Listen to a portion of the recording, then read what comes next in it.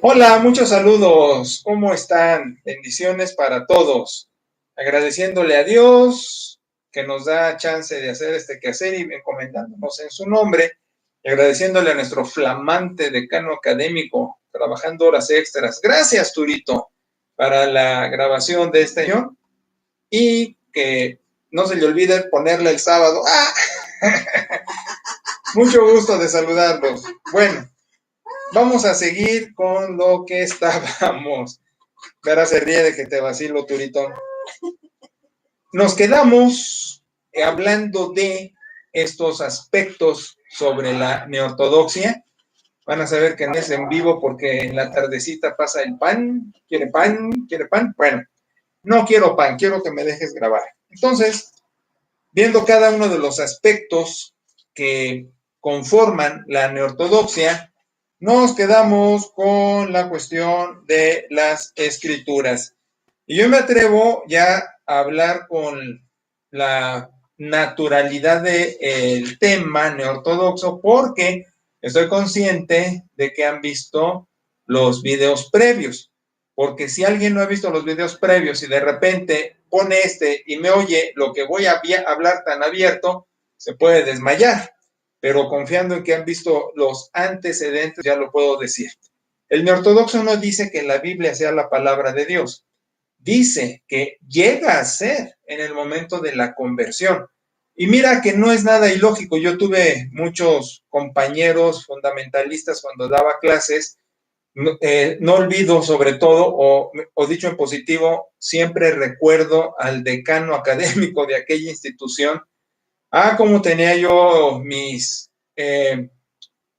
voy a decir, nuestras distintas opiniones, aunque yo no lo expresaba tan abierto ni tan directo, aunque obviamente me insinuaba, como en los sermones o en los audios que mando acerca de la política, trato de ser neutral, pero se me ve que mi postura, ¿no? Entonces igual, en las clases yo era más discreto, era más cuidadoso en el entendido que la gente luego no está lista para captar muchas cosas y todavía yo no maduraba tanto mi pensamiento, pero aún así tenía mis cosas así con este individuo.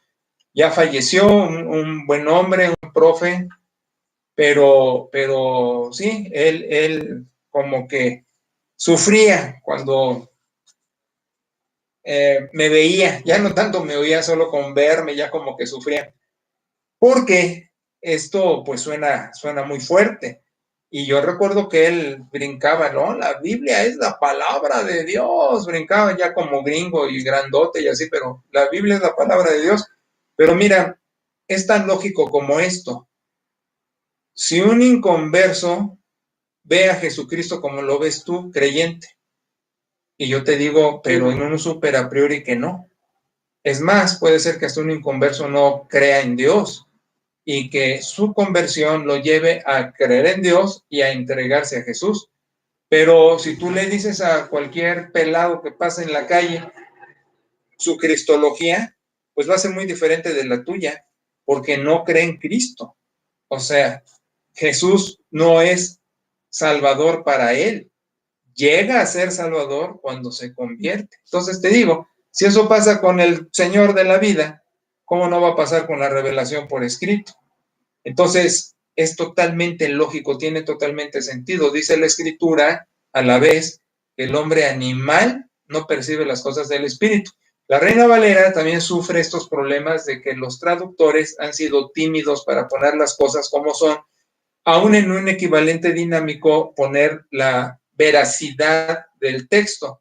Por eso yo digo más como está a la Escritura, haciendo su equivalente, pero dice en Corintios, no es el hombre natural, dice el hombre animal, está diciéndonos las bestias, y ahí pone a los hombres como tales, no discierne las cosas espirituales porque están muertos en sus delitos y pecados, dice en otro lugar el apóstol.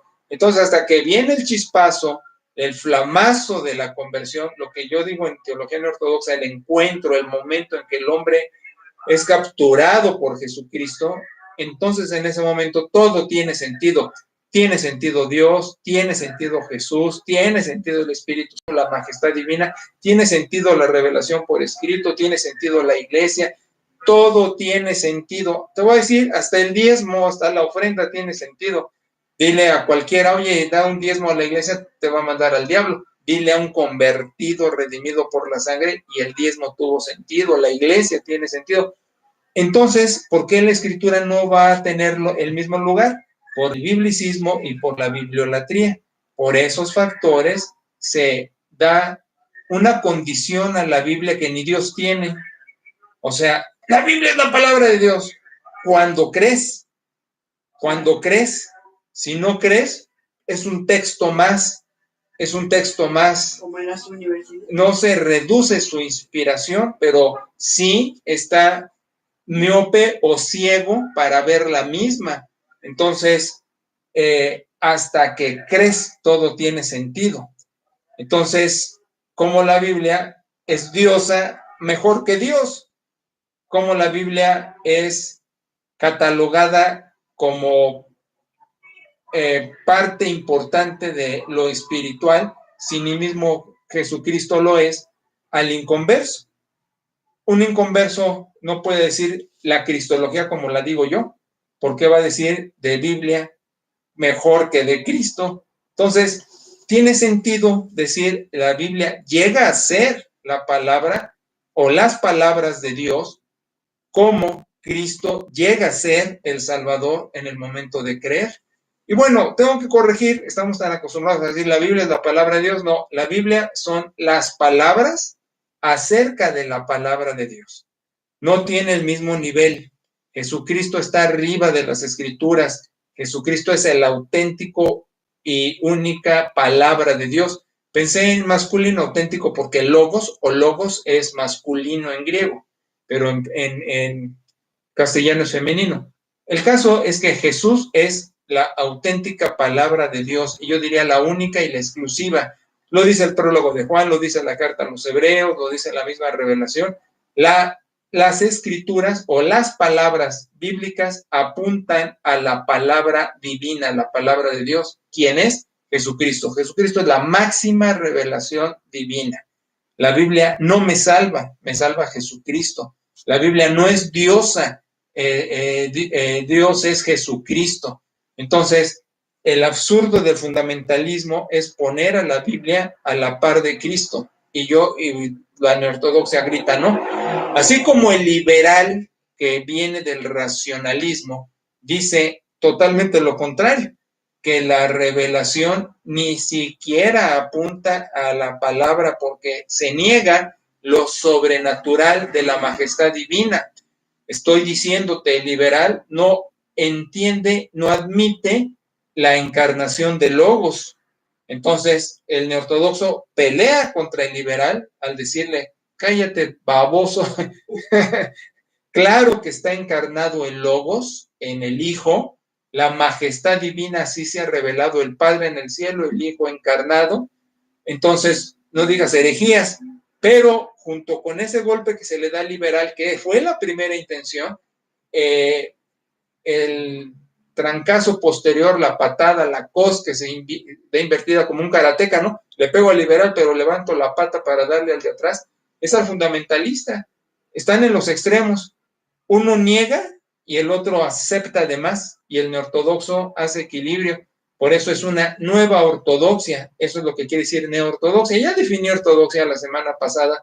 Entonces, ahora solo voy a esto. Es una nueva ortodoxia. Estoy diciendo, regresamos a ver la fe como debe de ser vista, como buen heredero de la Reforma, y ahorita van a ver como recuperando el impulso original.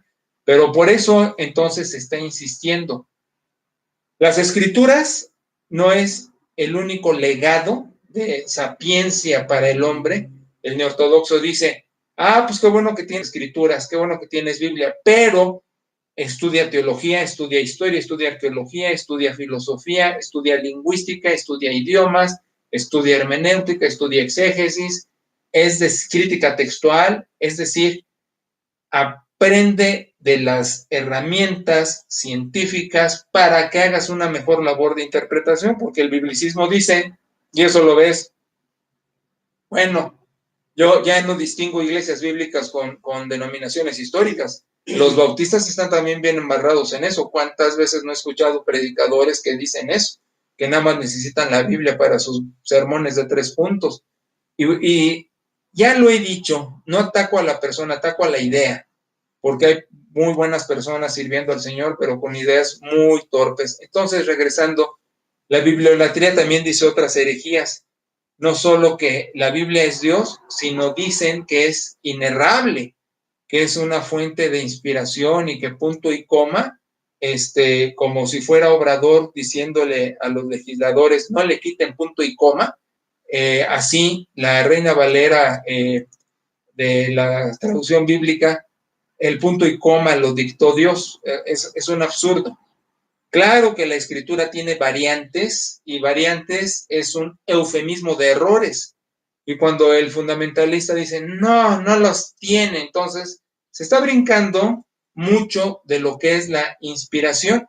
Y vamos para allá porque el fundamentalismo, así como el liberal dice, no hay inspiración, Dios no sopló nada a nadie, y entonces el ortodoxo le pone su guamazo, voltea y le pone el codazo al fundamentalista que dice, no, no, espérate, es que es una inspiración verbal, inerrable e infalible. Se usa esa carambola verbal,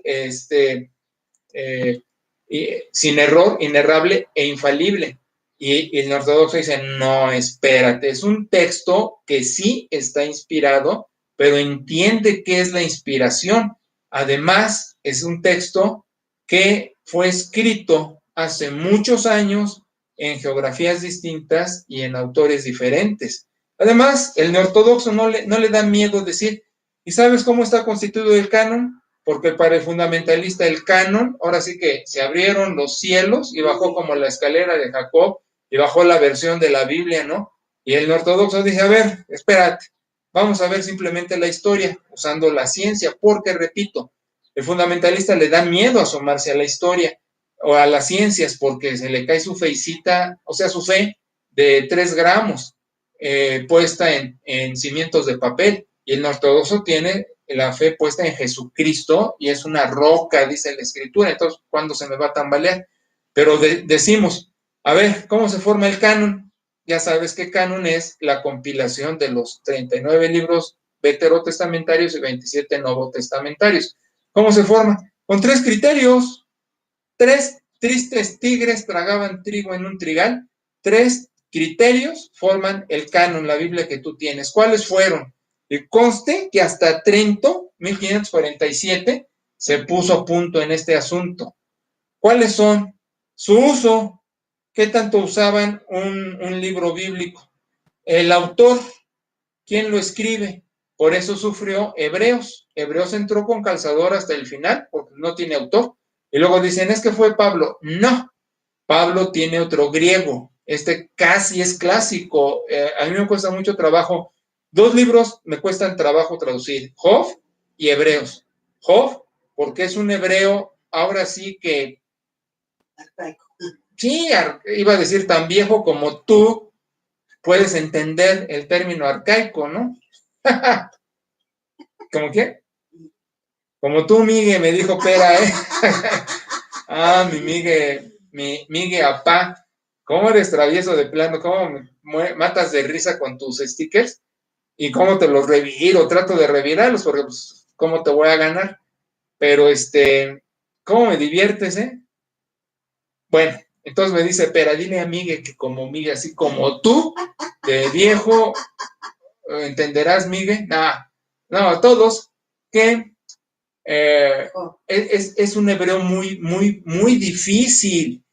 Estoy como los mormones que el libro del mormón Moroni se escribió en egipcio reformado, ¿no? Es un hebreo muy difícil, muy viejo, muy complicado. Y la carta a los hebreos es al revés, es un griego muy, muy fino, muy fino. El quiné, ya sabes, la naquisa dice koiné, el griego kiné, perdón, eso de naquis, estoy jugando. Lo que pasa es que pues, así se maneja popularmente, pero el griego kiné de la carta a los hebreos es un griego muy fino y no es Pablo. Y no porque Pablo no pudiera tener la categoría académica de manejar ese griego, pero no lo usa. Sus cartas son en quiné. Él maneja para que la gente lo entienda. Y menos a los hebreos. Es una carta dirigida a los hebreos. Imagínate, los hebreos sufrieron perdiendo el idioma en el periodo intertestamentario. Agarraron arameo, agarraron griego. Entonces, por eso se escribe la Septuaginta, que es la versión hebrea en griego. Fíjate, ni siquiera en hebreo, en griego. Entonces, se tuvo que rescatar con el tiempo de la sinagoga igualmente el idioma. Entonces, el hebreo andaba como Lázaro cuando se levantó y andó. Anduvo sope, ¿sí? El hebreo anduvo sope en la época del Nuevo Testamento, con el hebreo. Entonces, imagínate, a los hebreos que andaban medio sopes, le metes un griego más fino cuando estaban recuperando el hebreo, cuando estaban manejando el griego quiné, cuando estaban masticando el latín y todo en la base del arameo, que era la manera de hablar cotidiana. Jesús habló con sus apóstoles en arameo, pero se escribe en griego. Entonces te digo, y todavía le metes un griego fino, pues no es Pablo. Te apuesto, iba a decir como, luego digo aquí en corto con las bromas, pero no ha puesto partes tan finas de mi persona, pero no es Pablo el que escribe Hebreos. Entonces, ¿quién fue? ¿Quién sabe quién carambas fue? Entonces, por eso sufrió Hebreos, entró con calzador. Entonces, el autor, y viene la tercera, cuando dice el fundamentalista, oh, cielos, mira, la Biblia no se contradice, es mágica. Entonces, el tercer criterio fue buscar que no se contradijera, es decir, qué cartas se aceptan, pues las que no traen contradicciones entre ellas, cuáles desechamos, la que dice un disparate en contra del resto, y eso se desechó. Por eso sufrió Santiago para entrar. La carta de Santiago, que muchos dicen libro, pero es una carta porque es como el Apocalipsis, que se escribe a la diáspora, siete mensajes, pero sapienciales como Proverbios, como Eclesiastés, como Cogelet, y son sentencias, no son capítulos, no párrafos, no es una redacción de misiva, sino son sentencias proverbiales, por eso le llamo libro, y debería clasificarse como libro, aunque fue emitido en la diáspora, es decir, en la dispersión judía que estaban regados por todos lados los judíos creyentes. Pero sufre Santiago por su mensaje, muéstrame tu fe sin tus obras, que yo te mostraré mi fe con mis obras. Entonces estaban todos confundidos. Ay, Santiago está metiendo las obras. Y Pablo está insistiendo es que sin obras, por ejemplo, Efesios, no por obras para que nadie se gloríe. Entonces, ¿cómo ensartamos Santiago con la cuestión que maneja de las obras? Y tardó, también la segunda carta de Pedro tardó mucho con eso de que Jesús andaba de paseo en el tiempo del sepulcro, pasándose por el infierno, ¿no? Entonces, esos pasajes oscuros, así le decimos los exégetas, porque no tienen retroalimentación con ningún otro texto, sino que son así de brincártelos, es como el charco en la calle. Haciendo exégesis vemos esos textos oscuros y los brincamos, decimos, ¿qué carambas quiso aquí poner?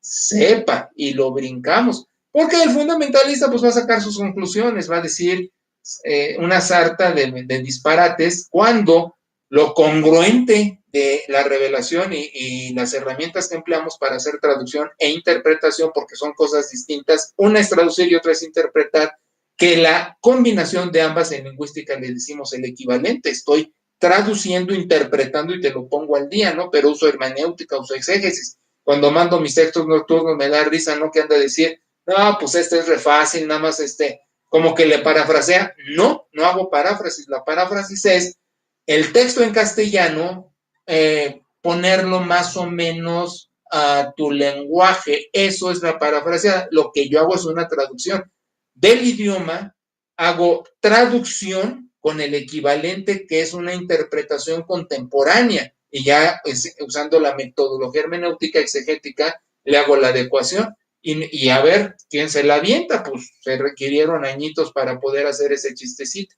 Entonces regreso, 3 criterios, fíjate, el nombre del autor, el uso, si no se usaba mucho ese libro va para afuera, si no traía el nombre de algún tipo de peso específico, va para afuera, pero se coló Hebreos, y que no se contradijera, que no tuviera algo en contra del resto de los escritos. Entonces, cuando dice el fundamentalista, no, es que esto es mágico porque llegó del cielo sin ninguna contradicción, gritamos los que sabemos y tenemos la oportunidad de los científicos, decimos, ay, no seas bruto. Entonces, adrede se escogió que no se contradijera, pues ahí, ¿dónde está el chiste?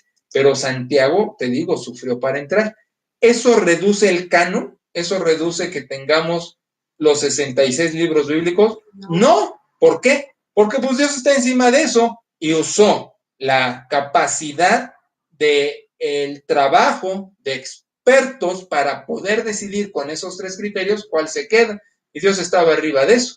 O sea, cuando tú manejas, te encomiendas a Dios, pero vas viendo los espejos, vas fijándote adelante, vas viendo todo. Decimos, ¿el carro se manejó solo o Dios manejó el carro? No, lo manejaste tú encomendado en el nombre del Señor y llegaste a buen resguardo, ¿sí? Ahora, hay un accidente, ¿qué pasó? Se te peló algo, no fue Dios mandándote el choque, o fue el bruto del otro, es lo que llamamos el manejo de las otras voluntades, ¿no? En esto de el poder de Dios que se limita cuando también el fundamentalista dice, es todopoderoso, espérate, es todopoderoso, pero se autolimita mientras las circunstancias y los individuos participan. Si no, entonces reduce la existencia. Si no, entonces Dios está jugando desde arriba con los Hot Wheels o esos carritos o con los monitos, los pone donde quiere. Participamos voluntades y participan circunstancias, por eso no es desatinado decir la suerte. La suerte no es ahí, voy a consultar el horóscopo o la bola de cristal. No, la suerte habla del fortunio. Está diciendo, pues, vas en el nombre de Dios, pero también vas a la voluntad de un medio mundo medio loco y circunstancias adversas de repente, o que se te descomponga el carro en el camino, con todos los etcéteras. Con esos ejemplos comunes estoy diciendo. Con el trabajo bíblico es igual. El trabajo bíblico es igual. Dios arriba, pero los hombres haciendo lo mejor que tenemos con los cerebros y con las herramientas que nos dio. Entonces, pues no es mágico de que no se contradice. Pues se buscó que no se contradijera. Lo erróneo sería que se contradijera buscando que no se contradijera. Ahí sí estamos mal. ¿Qué pasó? Ahí es, al saber de estos 3 criterios, el fundamentalista es donde patina horrible. Patina horrible. Y tú has conocido medio mundo de fundamentalistas que sufrieron al saber de otras versiones mejor traducidas que la Valera, o de la serie de pobrecitos que han sufrido conmigo, cuando les digo, el texto dice así, debe traducirse así. Ay, ¿de qué está hablando este?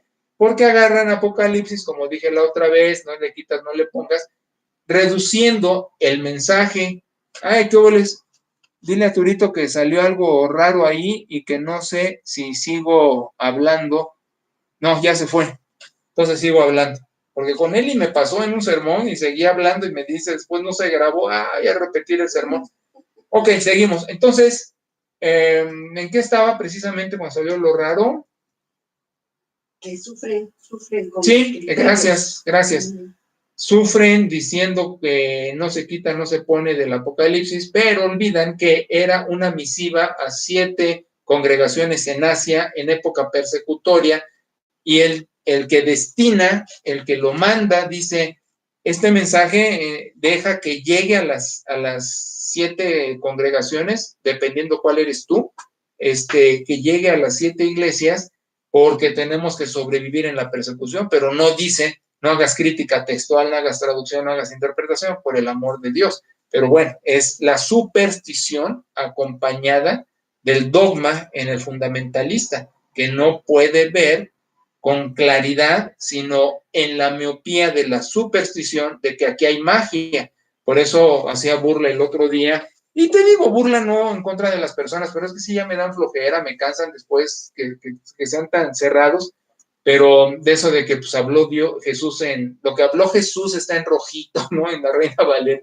Ya quisiéramos que lo que habló el escritor fuera asertivo y se recuperara. Entonces, la bibliolatría dice eso, ¿no? Es infalible, es inerrable, es verbal, como, no, y te explico, la inspiración consiste en esto. Simplemente Dios sopló, ¿sí? Es el término inspirar, ruach en hebreo, en griego neuma, sopla sus verdades a individuos comunes como tú y yo. No traían aureola como también los dibujan en el medio, porque también ya me lleva la fregada. El Santo Evangelio según San Lucas, ¿no? Pero eso es en cuanto a que le pertenecen a Dios y están colaborando con él, porque el misticismo del medievo de San Lucas, que ay, me paro así medio metro arriba. No, Dios sopla lo que quiere que quede registrado. Esos son sus verdades. Vamos a tener más adelante, junto con teología sistemática, un trabajo de exégesis para que sepan cómo se trabajan los párrafos bíblicos. Me importa mucho que sepan trabajar Biblia, porque luego se agarra de veras como una pistola y se dispara para todos lados y salen muchos heridos. No, yo quiero que ustedes sepan abordar el libro bíblico, los párrafos, el texto y cómo se hace interpretación.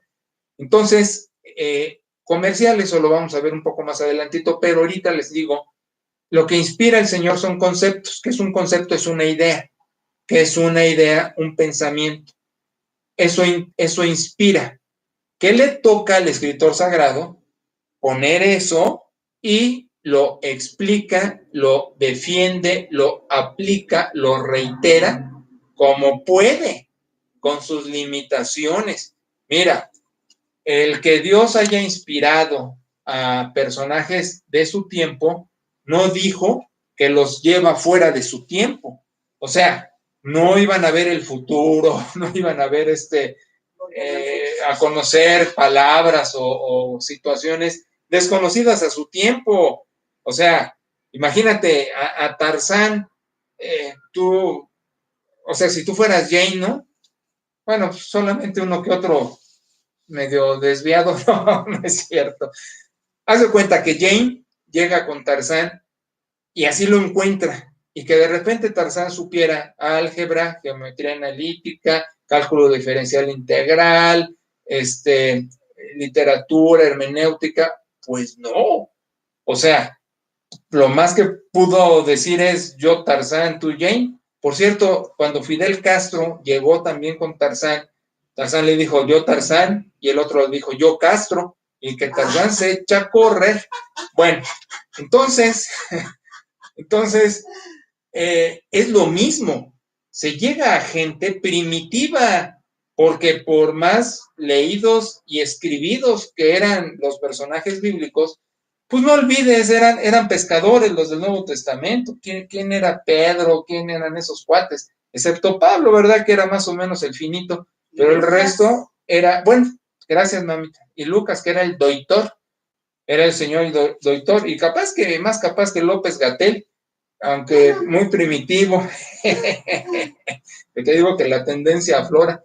Entonces, el caso es que no iba a haber magia de que iban a conocer lo desconocido, solo recibían el concepto. Y al recibir ese concepto, ¿cómo lo transmiten? Como mejor pueden en su tiempo y en su limitación científica, académica, histórica, de tocho. Por eso el biblicista dice, no, en la Biblia viene que la tierra es redonda porque dice el texto que él moraba él estaba sentado en el círculo de la tierra. La Biblia decía que la tierra era redonda antes que la ciencia lo supiera. Y decimos, no, hombre, es poesía. Ahí le mando el sticker de Homero golpeando a Flandes. ¡Pa, pa! Entonces, pues todas esas cosas, pues. Entonces el escritor sagrado, y digo sagrado porque le pertenece a Dios y tiene la distinción de recibir inspiración, pone el concepto, y un concepto nada más sufre 4 cosas. A cualquier idea, a cualquier concepto, a cualquier tesis, solo le puedes hacer 4 cosas desde siempre hasta ahora. La reiteras, que es repetirla, dices lo mismo con otras palabras. Lo que pasa en muchos predicadores, están en su verborrea, nada más repitiendo lo mismo, no desarrollan, reitera. O lo explicas, la explicación lleva definición, lleva sinónimos, lleva comparación, lleva contraste, ¿no? O lo defiendes, esa tesis la defiendes, y la defiendes con la postura de otros, con información factual, la defiendes con la experiencia, con la lógica, o la aplicas. ¿Y cómo la aplicas? Llevándola al terreno de lo práctico. Bueno, y una quinta cosa que se le puede hacer a una idea es echarla a perder, ¿no? Pero pues eso no es parte de lo que se distribuye para trabajar un concepto. Entonces es lo que hacen, ese es todo el chiste. Entonces, ¿qué hace el intérprete? Busca el concepto y barre la explicación, la defensa, la aplicación o la reiteración del escritor bíblico y acomoda su propia explicación, aplicación, defensa o reiteración según sea el caso. Entonces, si has checado los sermones dominicales, ¿qué hago? Saco el concepto, que eso es lo que brinca tiempos, continentes, personajes, eso es para siempre, porque es un concepto inspirado por Dios, ¿sí? ¿Y qué hago con el resto? Lo adecuo. Ahora, ¿qué es lo que hace medio mundo? Pues se jala todo y por eso oyes que la mujer no hable, que la mujer esté tapada con, Las chalinas, con un trapo en el coco, X, Y, Z, que no comas esto, que sí comas esto. La sarta de tonterías. ¿Por qué? Porque se llevaron la verdad con todo. Es como si yo te dijera que tu manera de decir algo en tu casa, o mejor dicho, que como tu abuelo o tu bisabuelo educó a la familia, que había un valor y que ese valor hay que traerlo hasta hoy día, pero se trajeron también la vestimenta, los cubiertos, las herramientas, las costumbres, la ignorancia de la época, se la trajeron hasta hoy día y decimos, no, me traigo la verdad con su valor, pero dejo los usos y costumbres, por decirlo más o menos así. Pero lo vas a entender mejor ahora que hagamos exégesis. Sin embargo, lo que sí quiero puntualizar es eso. Por eso sí tiene errores el texto bíblico. ¿Por qué? Lucas pone geográficamente desaciertos, como si yo te dijera, mira, voy a ir a Guadalajara y paso por Marabatío. No, espérate, Marabatío ya es frontera con el Estado de México. ¿Qué andas haciendo en Marabatío si vas a Guadalajara? De modo que como carro de fricción, ¿no? Agarras vuelo para llegar para acá. Es que al desconocer la geografía, yo te diría, sí, voy para Guadalajara pasando por Marabatío, a Chihuahua. Fue un error, no supe ver el Google Maps. Entonces, Lucas hace cosas así semejantes.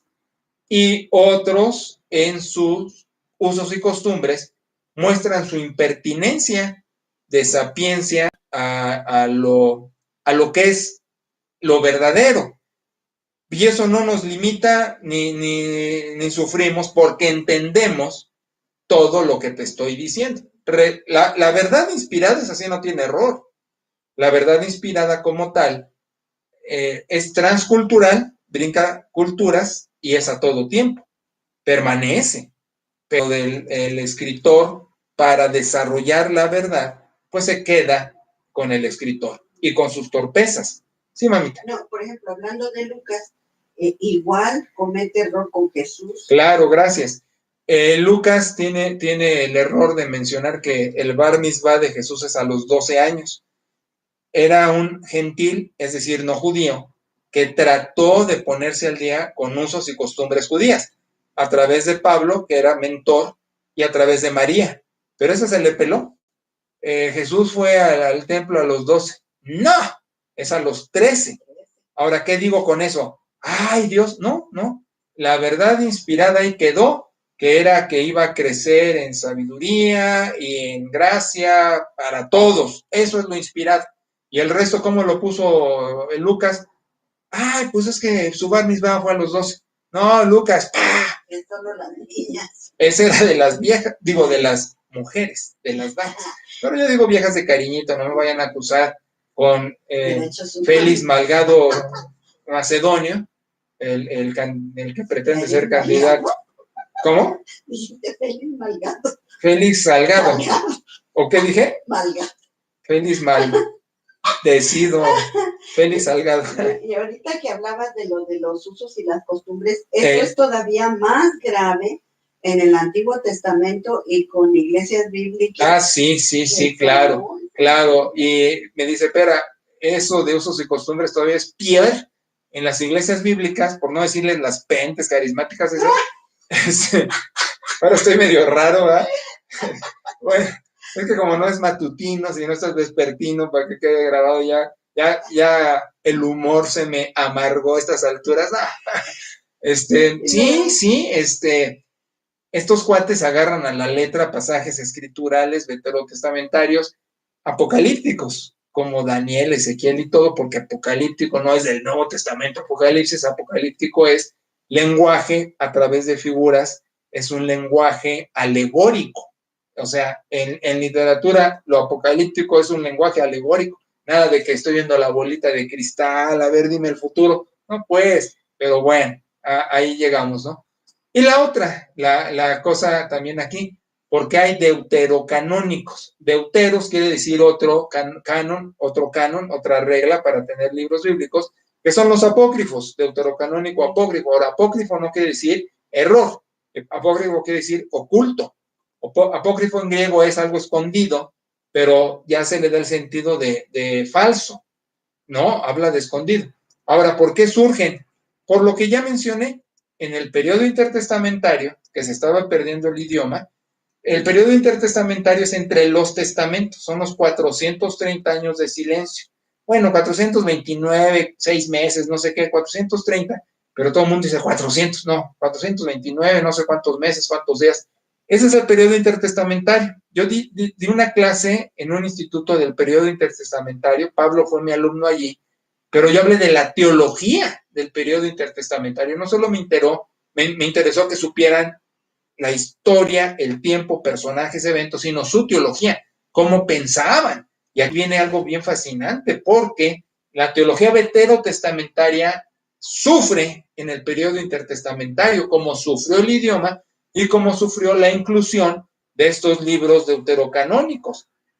La Biblia hebraica masoreta, de la tradición de los masoras, que era la escuela rabínica de intérpretes traductores, los deuterocanónicos. En el periodo intertestamentario, donde el hebreo estaba chafeando, donde estábamos con el dominio griego, donde estábamos en diáspora, ¿qué hacen los hebreos? Meten los deuterocanónicos, los 70, por eso se llama Septuaginta, que tampoco fueron 70, fueron como 60 y algo de los escribas que se ponen a traducir el Antiguo Testamento hebreo a griego, porque era la cultura dominante. Te digo que estaban perdiendo el idioma. Y allí es donde meten eso. No sabemos quién fue.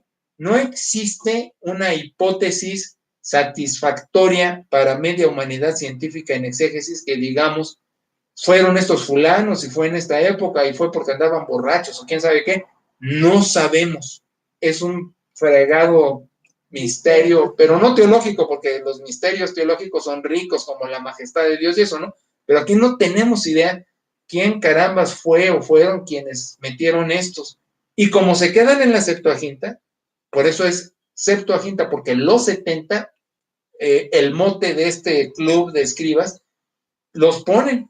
Y aquí la bronca es que quedando en la Septuaginta y luego en las versiones bíblicas posteriores, donde ya viene también Nuevo Testamento, Jerónimo nos hace favor en su famosa Vulgata Latina de agarrar con la Septuaginta, no con la Biblia Masora, agarrar con la Septuaginta para traducir, dice que el Antiguo Testamento, que es en hebreo, agarra la Septuaginta del Antiguo Testamento en griego, que ya es una traducción de un idioma a otro, pues de ahí agarra para hacer su versión latina, la Vulgata. Entonces, esa es mi crítica a la Reina Valera, porque la Reina Valera agarra lo que es el texto de Jerónimo, que es el texto de la Septuaginta, y entonces imagínate, ya trae esa imprecisión y por eso trae los libros apócrifos, porque ya este cuate le latió meterlos y ya se quedaron. Por eso hay versiones que traen los deuterocanónicos. Sí, entonces, esos apócrifos, ¿de dónde salieron si no están en el Te canon? digo que nadie tiene idea. Ahora, ¿de dónde salen? Es la pregunta de Pera. Es que hay literatura religiosa per se, siempre ha habido. Por ejemplo, en el Nuevo Testamento hay evangelio de fulana, de fulano, de sutano, de mengano. Hay cartas de los discípulos, hay patrística. Mira, para que te des una idea, hay 5,000 familias de manuscritos del Nuevo Testamento. O sea, ¿cuáles agarramos? Hay 5,000. Y allí estamos metiendo N cantidad de versiones de autores apócrifos, ocultos. Entonces te vuelvo a repetir, ¿qué es el criterio para formar el canon? Su uso. ¿Qué libros se están usando en las iglesias? ¿Qué cartas? El autor, ¿quién la escribe para que nos lata, que nos dé credibilidad? Por eso sufre Hebreos, te digo. Y que no contradiga. Vamos a checar bien que no contradiga nada con las demás. Y se trabajó, se quemaron las pestañas. Por eso Santiago entró con calzador, porque se entiende que la fe sin obras es muerta como resultado de tu fe, no al revés. Entonces, el material deuterocanónico, pues existía, está siempre presente. ¿Cómo es que se cuelan a la versión Septuaginta? Pues algún tarado que los metió, una bola de tarados. Y el problema fue que otros tarados agarraron la Septuaginta para agarrar y hacer traducción disque del Antiguo Testamento, pero lo único que hicieron fue pues agarrar del griego del Antiguo Testamento y seguirlo interpolando. Entonces son los problemas con la bibliolatría. No, cálmate, espérate. La Biblia requiere cerebro. Yo tuve una oveja en Jalapa. Bueno, era una señora de esas así que luego dice el apóstol en sus cartas pastorales, aguas con las diablas, y está traducido con las que se meten en las casas, con las chismosas. En griego dice diablas.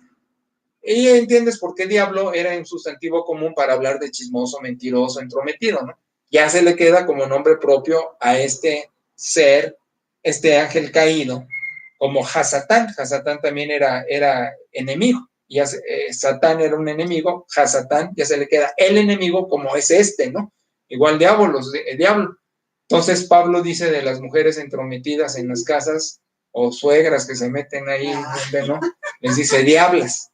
Entonces yo tuve una diabla en Jalapa que como neciaba la tipa que no, que ella necesitaba nada más el Espíritu Santo y agarrar la Biblia. Biblicista. Y para acabar la bibliólatra, porque decía que Diosito se la había abierto el cielo y le mandó una Reina Valera, a ver, ten, mija, ¿no? Y pues entenderás su vida y entenderás la vida de sus hijos y entenderás muchas cosas muy deficientes de su discipulado, pues porque estaba parada en un bastón de paja, no en un trabajo bíblico formal serio. Entonces, fíjate, yo tengo que darte como 11 puntos y no puedo salir del 2. Entonces, la cuestión con las escrituras es que la neortodoxia dice, no, espérate, está inspirada peleando contra el liberal, pero no es diosa peleando contra el fundamentalista. La escritura está bien puesto, es útil y es eficiente para corregir, enseñar y todo eso. Pero también su utilidad depende del valor que le das. ¿Volvió a salir algo extraño, Turito? ¿Le sigo? Bueno, pues yo le sigo, al cabo ya estoy para terminar, en modo que ya ahorita me raje. El valor de la Biblia te lo voy a poner así. El peso y el euro, porque los gringos me caen gordos, no voy a hablar de dólar, ¿eh?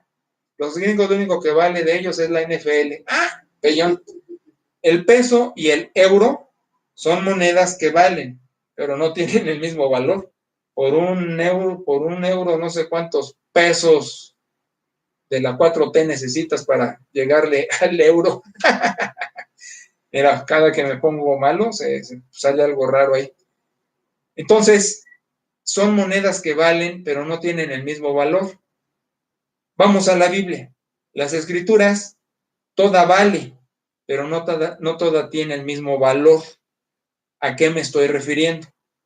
Hay pasajes inspirados en las genealogías, en lo aburrido de Levítico y sus leyes, en lo aburrido de las narraciones de los libros históricos veterotestamentarios, que este rey engendró a este y hizo esto. Sí, hay valor, pero no es el mismo valor a un texto del Nuevo Testamento que te dice que la palabra se hace carne, o que el apóstol dice, por fe eres salvo, no por obras. ¿Sí me explico?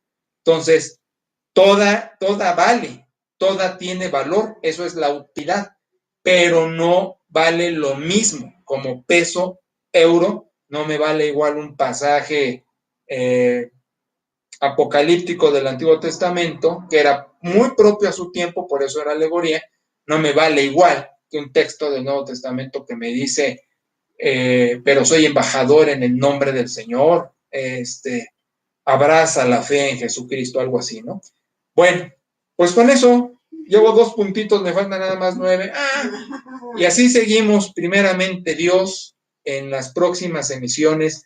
Siempre tiene necesidad de los contextos. Yo espero que esto no lo oiga o vea alguien de repente si no tenga los videos previos, porque si no, pues sí, le va a sacudir, y más si está en postura fundamentalista.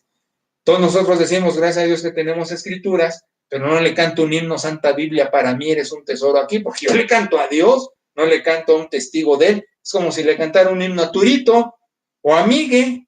No, pues no, yo le canto un himno a Dios. Entonces regreso. Las escrituras son valiosas, desde luego, están inspiradas, por supuesto, requieren trabajo científico, ayudados por la iluminación del Espíritu Santo a chaleco, pero no la voy a agarrar como diosa porque no lo es. Es un testigo que me apunta a la palabra de Dios. Son las palabras escritas que me apuntan a la palabra de Dios, quien es, y me pongo de pie, nuestro Señor Jesucristo. Amén. Bueno, muchas gracias, pásenla bien. Dios mediante siguiente emisión en vivo, y así nos seguimos disfrutando. Gracias, Turito. Bendiciones para todos. Bye.